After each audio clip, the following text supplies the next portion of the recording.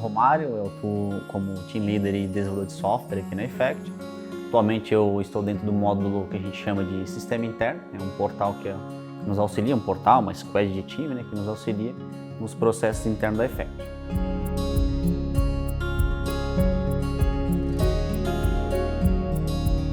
Eu recém saí do ensino médio, né, fui buscar uma oportunidade no mercado de trabalho, mas não sabia programar, né, no meu antigo emprego, né, eu passei por um processo seletivo. Eu lembro até hoje que a gerente, né, olhou para mim bem sério e falou assim: "Estás aqui sem saber programar, tem gente aqui que me mandou currículo com 2, 3 anos de experiência já, tu não sabe programar e tu quer uma oportunidade. Se eu te der uma oportunidade, o que tu vai fazer?" Eu lembro até hoje que, né, eu olhei bem sério para ela assim, mas foi um ato de brincar, mas eu acho que consegui conquistar ela. Eu falei: se tu me der uma oportunidade, eu vou agarrar com o pé e com a mão. Então realmente foi isso, né? Trabalhei 2 anos e meio nessa empresa, acabei me desligando por motivos pessoais.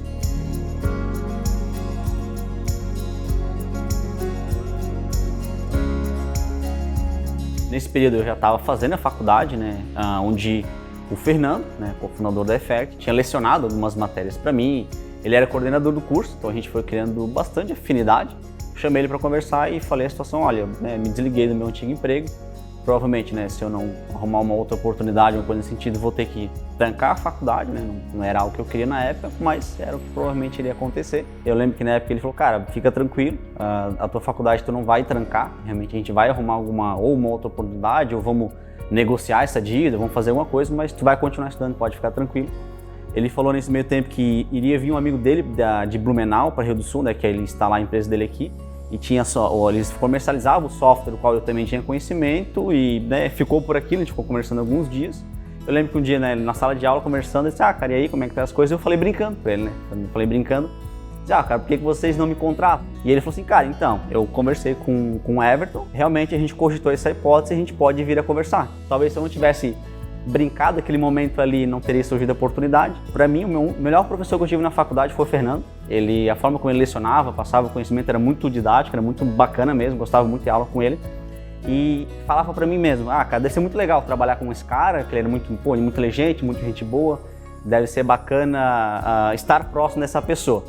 E eu tentava, de certa forma, sempre me destacar, dando o meu melhor, né, estando ali dentro da faculdade, usufruindo o máximo de conhecimento, onde foi me dada uma oportunidade, né? Eu lembro que eles chegaram e falaram: cara, a gente vamos fazer um período de experiência, né, contigo.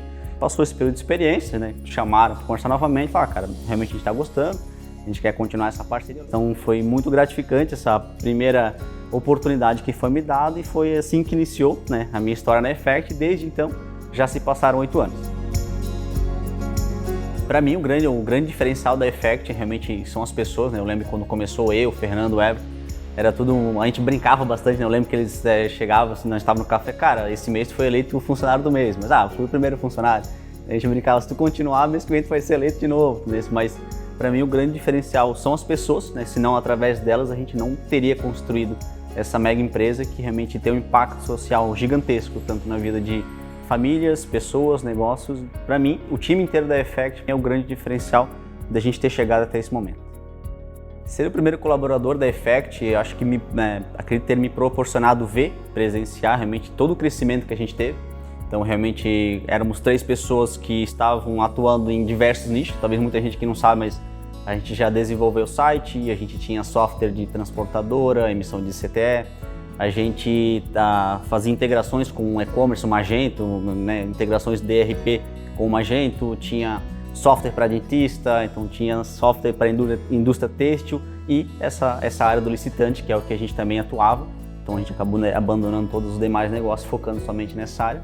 E ver aquelas 3 pessoas que estavam, de certa forma, perdidas, né, chegar hoje no patamar de mais de 100 colaboradores, é muito gratificante presenciar isso no dia a dia e fazer parte dessa história.